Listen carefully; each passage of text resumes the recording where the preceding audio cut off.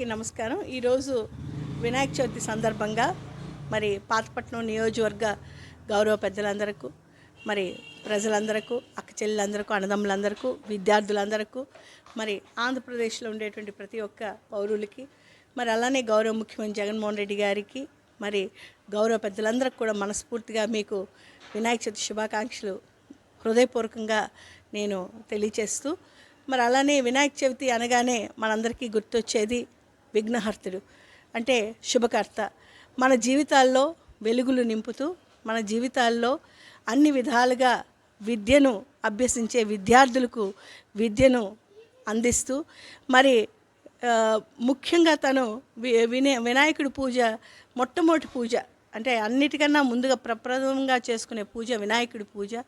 మరి ఈ వినాయక చవితి నాడు వినాయక పూజ సందర్భంగా ప్రతి ఒక్కరికి కూడా వినాయకుడి తాలూకా ఆశీస్సులు చల్లగా ఉండాలని, మరి మనకు వచ్చేటువంటి కష్టాలు, మరి ఇటువంటి ఆపదలు కూడా తొలగించేటటువంటి గొప్ప శక్తి విఘ్నహర్తుడైనటువంటి వినాయకుడికి ఉంది. కాబట్టి ప్రతి ఒక్కరి జీవితాల్లో, కుటుంబాల్లో ఆరోగ్యంగా ఆనందం నింపాలని వినాయకుడిని మనసారా కోరుకుంటూ, మరి వినాయక చవితి సందర్భంగా ప్రతి ఒక్కరికి శుభాకాంక్షలు తెలియజేస్తూ, విద్యార్థులందరూ కూడా ఈరోజు వాళ్ళు చదువుకునే పుస్తకాల దగ్గర నుంచి మనకి భగవంతుడు అందించేటటువంటి జ్ఞానం కోసం, వినాయకుడి తాలూకు ఆశీస్సుల కోసం అందరం కూడా ఈరోజు విద్యార్థులు కూడా చాలా బాగా పూజ చేసుకుంటారు. విద్యార్థులందరికీ కూడా మరొకసారి వినాయక చవితి శుభాకాంక్షలు తెలియజేస్తూ, మరి ఈ నవరాత్రుల సందర్భంగా మరి పాతపట్నం నియోజకవర్గంలో కానీ ఎక్కడ కూడా ఎటువంటి అవాంఛనీయ సంఘటన లేకుండా భక్తి శ్రద్ధలతో మరి వినాయకుడిని పూజ చేస్తే సాధ్యం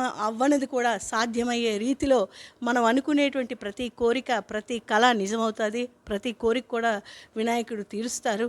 మరి వినాయక చవితి సందర్భంగా ప్రతి ఒక్కరం కూడా భక్తి శ్రద్ధలతో, శాంతి భద్రతతో ప్రతి ఒక్కరం కూడా వినాయకుడిని ఆరాధించుకోవాలి, పూజ చేసుకోవాలని మనసారా కోరుకుంటూ సెలవు తీసుకుంటూ, మీ రెడ్డి శాంతి, ఎమ్మెల్యే పాతపట్నం.